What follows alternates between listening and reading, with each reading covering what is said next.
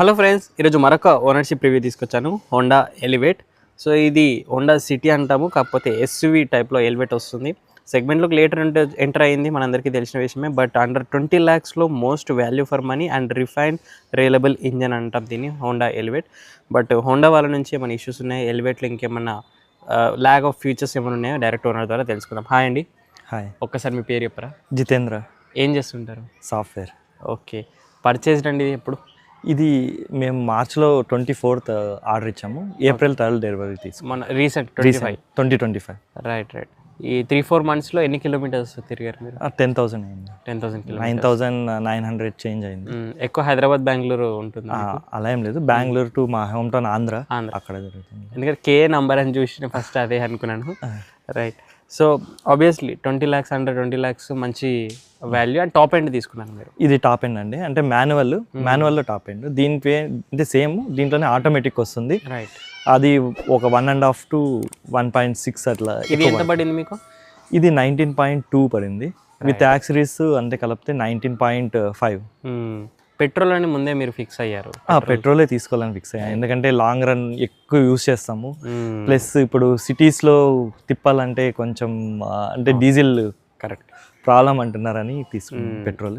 Right. ఈ సెగ్మెంట్లో నేను ఆబ్వియస్లీ ఈ ప్రైస్లో ఏవి దగ్గర కూడా రావు. ఒకటి MG ఆస్టర్ లేదంటే కొషాక్ కానీ అవి కన్సిడర్ చేస్తాము. సో అవి కాకుండా ఎలివేట్కి రీజన్ ఏమంటే? అంటే మేము ఒక 10 lakhs నుంచి 30 lakhs వరకు చూసాము ఇది కొనకముందు కాస్ట్. ప్రతిదీ షోరూమ్ నుంచి స్కోడాకి వెళ్ళినాము, వోల్స్ వ్యాగన్. నా ఫ్రెండ్ టైగున్ తీసుకున్నారు. ఓకే. సో ఫస్ట్ అప్పటికప్పుడు టైగున్ చూసాక మేము కూడా టైగున్ అనే అనుకున్నాము. బట్ మై బ్రదర్ ఫ్రెండ్ ఒకసారి దాన్ని కూడా చూడండి అన్నప్పుడు ఇంజిన్ రిలయబుల్, బట్ అలాగే థింక్ చేసాము అప్పుడు. అంటే రిలయబుల్ ఇంజిన్, మనం లాంగ్ రన్ వాడుతున్నాము. సో అవన్నీ కన్సిడర్ చేస్తే మాకు ఇదే, అంటే మేము అనుకున్న ప్రైస్కి అంటే ఇది కొంచెం ఎక్కువే అని పెట్టాము. బట్ అంటే వర్త్ అనిపించింది మళ్ళీ, ఎందుకంటే లాంగ్ రన్కి ఒక 1 year 2 years తర్వాత ఇంకో 1 lakh పెట్టింటే మళ్ళీ ఎందుకు ఆ ఫీచర్స్ వచ్చేవేమో అనేది రాకుండా కొన్నాం. కరెక్ట్. ఇంకోటి మీకేమైనా డిస్కౌంట్స్ ఇచ్చారా? డిస్కౌంట్స్ అంటే ఇచ్చారండి, అంటే డిస్కౌంట్స్ అంటే యాక్సరీస్ ఇచ్చారు. యాక్సరీస్ ఇచ్చారు. అప్పట్లో ఇది ఆల్రెడీ వాళ్ళు తక్కువ ప్రైస్కే ఇస్తున్నారు. ఇప్పుడు బాగా రేట్ తగ్గింది, GST 2.0 రిలీజ్ చేసినప్పటి నుంచి. ఇప్పుడు కూడా వాళ్ళు కొత్తగా ఫీచర్స్ యాడ్ చేశారు. రైట్. దీనిలో ఒక 360-degree కెమెరా అలాంటివన్నీ.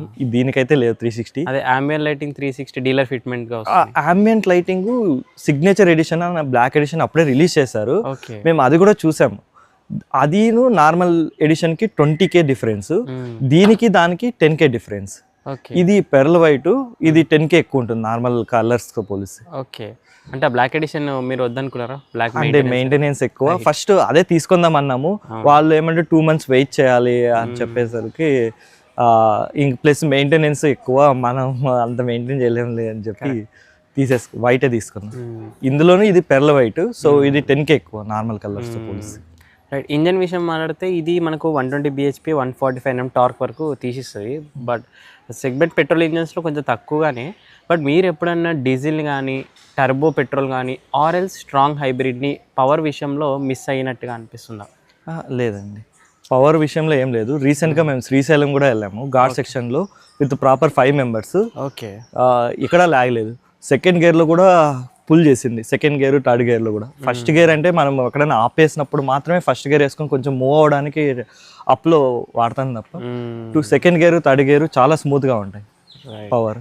సో ఎప్పుడు కూడా మీరు ఇది న్యాచురల్ యాస్పిరేటెడ్లోనే మామూలుగా హైయెస్ట్ పవర్ 121 bhp వస్తుంది. వేరేవన్నీ 115 119 అలా వస్తాయి. అండ్ టార్క్ కూడా decent, 145 Nm torque. Right. Gear shifts CVT అయితే నేను రబ్బర్ బ్యాండ్ ఎఫెక్ట్ అడుగుతుంటాను, మీకు మాన్యువల్ షిఫ్ట్స్ ఎలా ఉంటాయి? స్మూత్గానే ఉంటాయండి. ఇందులో మీరు 5th గేర్లో కూడా 35 km స్పీడ్లో కూడా వెళ్ళొచ్చు. 6th గేర్ వేసి 35 km స్పీడ్లో వెళ్ళినా మీకు జర్క్ ఇవ్వడము అలాంటివి ఉండదు, స్మూత్గానే ఉంటుంది. గేర్ బాక్స్ మాత్రం టార్క్ మేనేజ్మెంట్ అనేది బాగుంది. రైట్. మెయిన్లీ ఇంకోటి క్లచ్ అనేది మీకు సాఫ్ట్ ఆర్ హార్డ్? కొంచెం మీడియంగా ఉంటుందండి, అంటే మరీ ఎక్కువ హార్డ్ ఉండదు, మరీ ఎక్కువ స్మూత్ ఉండదు. సఫిషియంట్ అని చెప్పొచ్చు, బాగానే ఉంటుందండి, మరీ ఎక్కువ హార్డ్ ఏమి ఉండదు. సో మెయిన్ CVT మైలేజ్ మనం ఇంతకుముందు ఓనర్షిప్ రివ్యూలో అడిగాను, బట్ ఈ మాన్యువల్ యొక్క మైలేజ్ మీకు సిటీ అండ్ హైవేలో అది డిఫరెన్స్ మనము ఎకానమీ మోడ్ 70 అలా వెళ్తే 19 కూడా ఇస్తుందండి, 19-20 కూడా. 19 కూడా నేను 17 చెప్తుంది. లేదు, నేను దీంట్లో వెళ్ళినాను. ఇప్పుడు కూడా నేను బెంగళూరు నుంచి హైదరాబాద్ వచ్చేటప్పుడు నేను 70లో డ్రైవ్ చేసి టెస్ట్ చేశాను. 19 ఇచ్చింది నాకు. అదే అంటున్నా, మనం ఎలాగో 17 మనం డ్రైవ్ చేయలేము. సో మనం 120 వెళ్తాం, ఒక్కోసారి 100 వెళ్తాం, 80, 90, 100, 120 వరకు వెళ్తాను నేను, అంతమించి వెళ్ళిన. ఎందుకంటే కంట్రోల్ అప్పటి వరకు బాగుంటుంది మనకి. సో అందుకు ఇది యావరేజ్ తీసుకుంటే మనము బెంగళూరు టు ఇప్పుడు నేను హైదరాబాద్ తీసుకుంటే 15 ఇస్తున్నాను. 15 అబోవే, 15-16 ఆ రేంజ్లో ఇస్తుంది మధ్యలో. ఇంకా బెంగళూరు మీరు ట్రాఫిక్లో అయితే ఎంత ఎక్స్పెక్ట్ చేయొచ్చు దీంట్లో? నేను లీస్ట్ బంపర్ టు బంపర్ ట్రాఫిక్లో చూసిందంటే 8, అంత మించట్లేదు. బట్ హైయెస్ట్ అంటే 19-20 చూసాను. అయినా పర్లేదు, ఎందుకంటే I20 కంటే బెటర్ మైలేజ్ ఇస్తుంది ఆ విషయం. అంటే వెయిట్ కూడా ఎక్కువ కదా ఇది. నాకు కమింగ్ టు సస్పెన్షన్, మీకు 10,000 కిలోమీటర్స్లో నాకు తెలిసి సాఫ్ట్ సస్పెన్షన్ అంటారు దీన్ని. సాఫ్టే అండి, కొంచెం సాఫ్టే. బట్ హైవేలో వెళ్తున్నప్పుడు మరీ అంత సాఫ్ట్ అనిపించదు, కొంచెం హార్డ్ అవుతుంది. మీరు అంటే మీరు స్పీడ్ వెళ్ళే కొద్దీ ఫీల్ అవుతారు, బంపర్ ఎక్కడైనా దింపితే గుంతల్లో అలా మీకు తెలుస్తుంది. రైట్. అండ్ కార్నరింగ్స్ దగ్గర మీకు ఏమైనా బాడీ రోల్ లాగా అనిపిస్తుందా? అంటే కొంచెం ఇది మీరు అప్లో కూర్చున్నట్టు అనిపిస్తుంది కాబట్టి అనిపిస్తుంది, బట్ ఎక్కువ అనిపించదు. ప్రతి కార్లో ఉన్నట్టే, ఇప్పుడు క్రెటాలో అన్నా మీకు ఎలాంటి ఫీలింగ్ ఉంటుంది, సేమ్ అలానే ఉంటుంది. గ్రౌండ్ క్లియరెన్స్ అయితే నేను అడగను, సెగ్మెంట్లో హైయెస్ట్ అండి. ఇంతవరకు ఎక్కడ ప్రాబ్లం రాదు దీనికి. బ్రేక్స్ అనేది 4 డిస్క్ బ్రేక్స్ వస్తాయా, ఓన్లీ ఫ్రంట్ మాత్రమే? అది తెలియదు, చూడాలి అది. ఎందుకంటే బ్రేక్స్ మాత్రం వన్ ఆఫ్ ద బెస్ట్ అని చెప్పాలి. ఫ్రంట్లో ఒకటే డిస్క్ వచ్చాయి.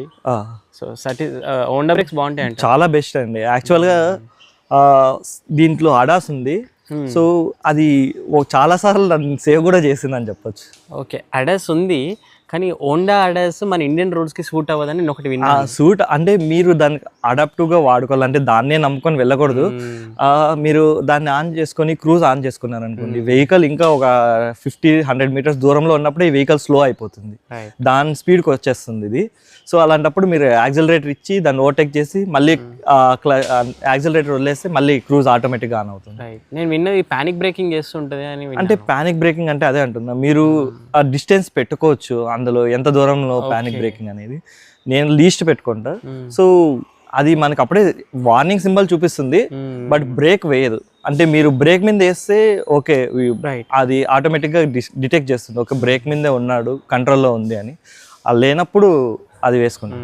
అంటే ఇప్పుడు ఇందులో వచ్చే అడాస్ సిస్టంలో ట్రాఫిక్లో మనకు ఏదైతే పెడిస్ట్రియన్ అలర్ట్ అనేది ఉంటుందో, అది దగ్గరికి వెహికల్ ఏదైనా రాగానే సడన్ బ్రేకింగ్ వేయడం వెనకాల వాళ్ళు. అంటే అది డిస్టెన్స్ అది చెప్పాం కదా, డిస్టెన్స్ అది కూడా మీరు సర్టెన్ స్పీడ్ దాటితేనే, అంటే మీరు గేర్ ఇష్టు ఆ స్పీడ్ అనుకోండి, మీరు ఆ గేర్లో చాలా ఎక్కువ స్పీడ్ పోతున్నారంటే ఆ కారు అప్పటికప్పుడు అది డిటెక్ట్ చేస్తుంది. అంటే మీరు పోయే స్పీడ్కి మీరు కొంచెం లేట్ బ్రేకింగ్ వేస్తే యాక్సిడెంట్ అయ్యేటట్లుందని వార్నింగ్ చూపిస్తుంది.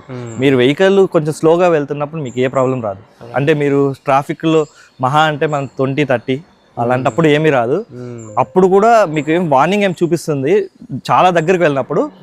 సో మీరు ఇక కంట్రోల్లో లేదన్నప్పుడు మాత్రమే, అదే మనం బ్రేక్ మీద యాక్సిలరేటర్ వేయకపోతే అప్పుడు బ్రేక్ వేసుకుంటాం. రైట్. నేను ఇంకోటి విన్నాను, అన్ని కార్స్ ఈ సెగ్మెంట్లో అడాస్లో రెడార్ అనేది వస్తుంది మనకి. ఇక్కడ నంబర్ ప్లేట్ కింద ఒకటి బ్లాక్ కలర్ కెమెరా మాత్రమే ఉంది దీనికి.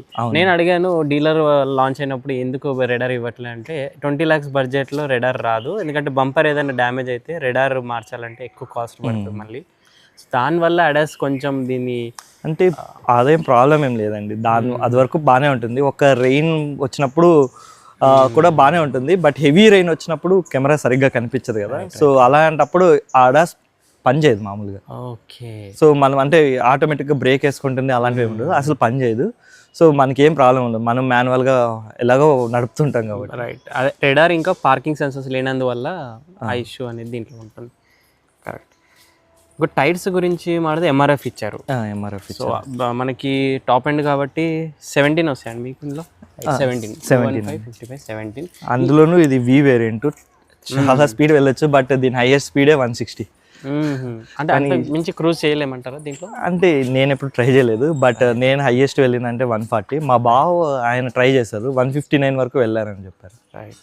ఈ టైర్స్ ఎప్పుడన్నా I mean tyre noise MRF వస్తుందండి, వస్తుంది, అది కామన్, అది వస్తుంది. అంటే ఎలాంటప్పుడు అంటే ఇప్పుడు కొంచెం ఫస్ట్ లేయర్ వెళ్ళిపోయి ఉంటుంది కదా, అంటే ఒక లేయర్ వెళ్ళిపోయినప్పుడు ఇట్లా చిన్న చిన్న రాళ్ళలాగా ఉంటాయి కదా, అలాంటప్పుడు టైర్ నాయిస్ వస్తుంది లోపలికి. అండ్ దీని గ్రిప్ ఎలా ఉంది ఎంఆర్ఎఫ్? బాగుందండి, కాన్ఫిడెన్స్ బాగుంది. అంటే బెస్ట్ టైర్స్ ఎంఆర్ఎఫ్లో ఇచ్చినట్టే అనుకోండి కొంచెం, ఎందుకంటే బ్రేకింగ్ వరకు ఎప్పుడు నాకైతే ప్రాబ్లం ఏం రాలేదు. నేను తీసుకున్నప్పుడు ఫస్ట్లో ఒకసారి టైరు తగిలి ఇట్లా సైడ్లో పగిలిపోయింది, వారంటీలో క్లెయిమ్ చేశారు వాళ్ళే, షోరూమ్ డీలర్ వాళ్ళకి క్లెయిమ్ చేసి ఇచ్చారు. అదైతే బెస్ట్. ఓకే, అది కొత్తది కాబట్టి అప్పుడు అది ఇంకా 1 monthకే అట్లా అయింది, సో వాళ్ళే క్లెయిమ్ చేసి ఇచ్చారు. ఇంకోటి హోండా కార్స్లో ఎన్విహెచ్ లెవెల్స్ బాగుండే, లోపలికి విండ్ నాయిస్, ట్రాఫిక్ నాయిస్ అది వస్తుందండి. అంటే మీరు వెళ్ళే స్పీడ్ బట్టి అది కూడా, మీరు 120 అలా వెళ్తే మీకు లోపలికి విండ్ వస్తున్నట్టు సౌండ్ వస్తుంది. మ్యూజిక్ ఉంటే అంతేం అనిపిదు, మ్యూజిక్ లేకుండా ఉన్నప్పుడు అనిపిస్తుంది లోపలికి వస్తున్నట్టు. మళ్ళీ మనం డాంపింగ్ కానీ అలాంటివి చేయించుకోవాల్సి అంటారా? చేయించుకో అంటే అప్ టు అది యూజర్, అంటే నాకు ఇది ప్రాబ్లమ్ అనుకునే వాళ్ళు చేయించుకోవచ్చు. చాలా మంది హెక్టార్కి చేయించుకుంటారు, క్రియేటాకి చేయించుకుంటారు, అంటే ఎవరు యూజర్ వాళ్ళ ఇష్టం. అది నాకైతే ప్రాబ్లం ఏం లేదు కాబట్టి ప్రస్తుతానికి. నేను 360 కెమెరాని ఎప్పుడన్నా మిస్ అయ్యారా? స్టార్టింగ్లో మిస్ అయ్యాను నేను. అంటే స్టార్టింగ్లో మనకి ఇది అలవాటు ఉండేది కదా, కారు ఎప్పుడైనా టైట్ పార్కింగ్లో స్పేస్లో పార్క్ చేయాలా అన్నప్పుడు. ఇప్పుడైతే అలవాటు అయిపోయింది కాబట్టి, ప్లస్ దీనికి ఏమంటే సైడ్ కెమెరా ఇచ్చారు, సో అటువైపు మనము బ్లైండ్ స్పాట్ చూసుకోవచ్చు, బ్యాక్ కెమెరా చూసుకోవచ్చు. ఫ్రంట్ ఎలాగో దీనికి హైయెస్ట్ కాబట్టి ఇది బాగా కనిపిస్తుంది, అది క్లియర్ వ్యూ. ఇంకా ఈ సెగ్మెంట్లో మన బోనెట్ వ్యూ అనేది క్లియర్ దీంట్లోనే ఉంటుంది. ఇంటీరియర్ రాగానే నాకు 3 కలర్లు కనిపిస్తున్నాయి, ఎస్పెషల్లీ నాకు సీట్స్ ఏదో వెరైటీగా ఉన్నాయి. దీని స్టోరీ, ఇది వాళ్ళు షోరూమ్ వల్లే ఇచ్చారు మాకు. వెంటిలేటెడ్ రావు కాబట్టి, వెంటిలేటెడ్ రావు కాదు, అంటే వాళ్ళు అంటే మనకు ఇది యాక్చువల్గా ఉన్నాయి, కావాలంటే తీసుకోండి, ఒకటి తీసుకోండి, ఇంకోటి మేము ఫ్రీగా ఇస్తాం. 1+1 ఆఫర్ పెట్టారు వీళ్ళు, అందుకు అప్పుడు తీసుకున్నాను నేను. ఇది నాకు వాళ్ళే ఇచ్చారు, ఒకటి మేము తీసుకున్నాం. యాక్చువల్గా ఒకటి 7,000 చెప్పారు నేను అడిగితే కూడా, మీకు 1+1 7,000లో 2 వచ్చేసాయి. 2 వచ్చేసాయి. ఇది పర్ఫార్మెన్స్ ఎలా ఉంది దీని అయితే? ఇది ఏసీ కాదు, ఏసీ బ్లోయర్ అండి, సేమ్ అంతే అండి, బాగానే ఉంటాయి. అంటే చాలా మంది వెంటిలేటెడ్ సీట్స్ ఎలా ఉంటాయి అలానే ఉంటాయి. పోను అవైతే మనం ఎక్స్చేంజ్ కూడా చేసుకోలేము, ఇదైతే మనం మార్చుకోవచ్చు.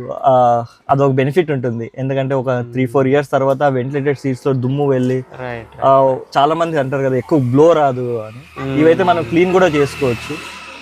అదొక నాకైతే ఇదే బెస్ట్ అనిపించింది దాంతో పోలిస్తే. బట్ సీట్స్ చాలా కంఫర్ట్ గా ఉంటాయండి, చాలా అంటే చాలా కుషనింగ్ చాలా బాగుంటుంది. అండ్ మసాజ్ అంతా కూడా చేస్తుందంట ఇది, ఊరికే వైబ్రేషన్ వస్తుంది అంతే, ఏ కార్ అయినా అంతే. 7,000 ఇంకేం ఎక్స్పెక్ట్ ఏం చేయలేము. అంటే మీరు ఎంత, నా ఫ్రెండ్ టైగన్ ఉంది కదా, అతను తీసుకొని top line 1 liter turbo engine, అందులో కూడా ఉంది, అందులో ఓన్లీ ఇది మాత్రమే వస్తుంది బ్లోయర్, మసాజర్ రాదు. సో దీంట్లో 2 వస్తున్నాయి 7K బెస్ట్. రైట్. ఇక స్క్రీన్ గురించి మాడితే మీకు ఎప్పుడన్నా ఐ మీన్ ఈ ప్రైస్లో అనిపిస్తుందా మీకు కొంచెం క్వాలిటీ తక్కువ ఉంది, ల్యాగ్ ఉంది? అలా ఏం లేదండి, one of the best screens అనిపిస్తుంది. ఎందుకంటే నా వైఫ్ది యాపిల్ ఫోన్, నాది వచ్చి ఆండ్రాయిడ్, సో 2 బాగానే కనెక్ట్ అవుతాయి. ఒకటి వచ్చి ఆండ్రాయిడ్ అప్పుడప్పుడు డిస్కనెక్ట్ అవుతుంది, సిగ్నల్ లేనప్పుడు కొంచెం ఎక్కువసేపు కనెక్ట్ అయ్యి ఎక్కడైనా కొంచెం వెళ్ళినప్పుడు కొంచెం డిస్కనెక్ట్ అవుతుంది. అప్పుడు ఒకసారి జస్ట్ కార్ ఆఫ్ చేసి మళ్ళీ ఆన్ చేసుకుంటే కనెక్ట్ అయిపోతుంది. యాపిల్ అయితే నేనైతే ఫేస్ చేయలేదు. నేను విన్నాను ఇది ఇంత ప్రీవియస్ ఓనర్ నుంచి కూడా విన్నాను. యాపిల్ కార్ప్లేలో అయితే ఏం ప్రాబ్లమ్ లేదు, బాగానే ఉంటుంది. కెమెరా క్వాలిటీ ఈ టాప్ ఎండ్ తీసుకున్నారు, ఓకే, డీసెంట్ ఎనఫ్. ఈ అంటే మరీ ఎక్కువ లేకుండా మరీ తక్కువ లేకుండా రైట్ ఇలా పర్లేదు అనిపిస్తుంది. వాళ్ళు లాంచ్ అయినప్పటికీ ఇప్పటికీ కొంచెం బెటర్గా కెమెరా క్వాలిటీ పెంచుతున్నారు. అండ్ వైర్లెస్ ఛార్జింగ్ ఇచ్చారు కదా, ఫోన్ హీట్ అవ్వడం లాంటివి ఎప్పుడైనా అబ్జర్వ్ చేశారు? ఏ ఫోన్ అయినా ఏదైనా కార్లో మీరు బ్యాటరీ లైఫ్ ఫోన్ ఎప్పుడు రాదండి కార్లో వాడితే. ఇదే కాదు, నేను మా బావోల్ది సోనెట్ ఉంది, అది ఉంది, ఆయన ఎప్పుడు కార్లోనే ఛార్జింగ్ పెడుతుంటారు, దాని బ్యాటరీ లైఫ్ భయంకరంగా తగ్గిపోతుంది. మొబైల్ మనం కార్లో ఎప్పుడు ఊరికే ఎమర్జెన్సీ ఛార్జింగ్ పెట్టుకోవాలంటే ఇది కూడా అంతే. పెట్టుకుంటే బాగానే ఉంటుంది, ఏసీ బాగానే ఉంటే, బట్ ఫోన్ అయితే హీట్ ఎక్కుతుంది. ఇదే కాదు ఏదైనా అంతే. ఏసీ గురించి అయితే ఇంకా నేను అడగనవసరం లేదు. బాగుంది, one of the best. Comfort కూడా అంతే. హోండాలో అంటే స్పేస్ ని బాగా మేనేజ్ చేస్తారు. రైట్. కానీ ల్యాక్ ఆఫ్ ఫీచర్స్ లైక్ ఇంకొంచెం కొంతమంది ఉంటారు కదా, బడ్జెట్ మాకు engine okay, refined reliable engine హోండావి, బట్ మేము ఇంకా 2-3 lakhs పెట్టాలనుకున్నా కూడా panoramic sunroof, ventilated seats, ambient lighting. ఇప్పుడు కొన్నప్పటి నుంచి నేనైతే ఇంకా ఈ సన్ రూఫ్ బదులు 360-degree కెమెరా ఇచ్చింటే బెస్ట్ అనిపిస్తుంది. ఎందుకంటే ఎవరు యూస్ కూడా ఇంతవరకు ఓపెన్ కూడా చేయలేదండి నేను కార్ కొన్నప్పటి నుంచి. ఇంకా ఇలాంటి ఫ్యూచర్ బదులు అలాంటి పనికొచ్చేది ఇస్తే కొంచెం ఎప్పుడైనా యూజ్ అవుతుంది ఎమర్జెన్సీలో అనుకుంటా. కరెక్ట్. ఇంకోటి స్పీకర్స్ కూడా వాళ్ళ ఏం బ్రాండ్ హోండా బ్రాండ్, వాళ్ళే ఓన్. పర్లేదు మీ క్వాలిటీ ఓకే అండి. అంటే నేనేం పెద్ద మ్యూజిక్ లవర్ కాదు కాబట్టి అదే అంటున్నా, బెస్ట్, డీసెంట్ అండి. మరీ అంటే మీరు ఎప్పుడైనా వింటే కొన్ని లో ఎండ్ కార్స్ లో బయట వేయించే వాటిలో గుర్రు కొంచెం ఒక రకమైన సౌండ్ వస్తుంది, పేపర్ సౌండ్, అలాంటివి ఏం లేదండి, డీసెంట్ గానే వస్తుంది. స్టీరింగ్ ఫీల్ అండ్ ఫీడ్బ్యాక్ దీంట్లో ఎలా ఉంటుంది అంటే బెస్ట్ అండి, చాలా బాగుంటుంది ఇది. అంటే మీరు టర్న్ అవ్వాలనుకున్నప్పుడు ఊరికే టర్న్ చేస్తే ఖచ్చితంగా టర్న్ అవ్వకపోతుంది. అంటే మీరు కొంచెం అంటే ఎలా కూడా ఉండదు, కరెక్ట్ గా ఎంత స్పీడ్ లో ఉన్నప్పుడు కూడా మీరు ఇట్లా టర్న్ చేస్తున్నారంటే టర్న్ అవుతుంది. ఇది నేను చెప్పాలంటే జర్మన్ ప్లస్ జపాన్ మిక్స్ చేసినట్టు అనుకోండి. అంటే కంట్రోల్ వరకు బాగానే ఉంటుంది, సేఫ్టీ జర్మన్ బెస్ట్, దాన్ని ఎవరు బీట్ చేయలేరు. బట్ కంట్రోల్ వరకు వచ్చేతలకి జర్మన్ జపనీస్ మిక్స్ అయినట్టు కొలాబరేషన్ ఉన్నట్టు. అంటే with Japan engine with German అంటే ఏమంటారు ఇది ఏమంటారు మనోరేట్ చేయడంలో, బ్రేకింగ్, స్టీరింగ్ అనే విషయంలో అలాంటివి. రైట్. ఇంకోటి స్టీరింగ్ టాప్ స్పీడ్ వెళ్తున్న కొద్ది వెయిట్ అవుతూ ఉంటుందా? అవుతుందండి, మరీ ఎక్కువేం కాదు. అంటే మరీ అంటే యూజర్ కి ఎంతలో అవ్వాలో అంత అవుతుంది. మీరు అప్పుడే ఫీల్ అవుతారు. అంటే మనమే అప్పుడే స్టిఫ్ గా ఉంటాం హై స్పీడ్ వెళ్ళినప్పుడు, సో ఆ స్టిఫ్నెస్ కరెక్ట్ గానే ఉంటుంది. సో బోనెట్ వ్యూ అయితే one of the best view. మీరు ఇక్కడ నుంచి చూసిన బోనెట్ క్లియర్ గా కనిపిస్తుంటది.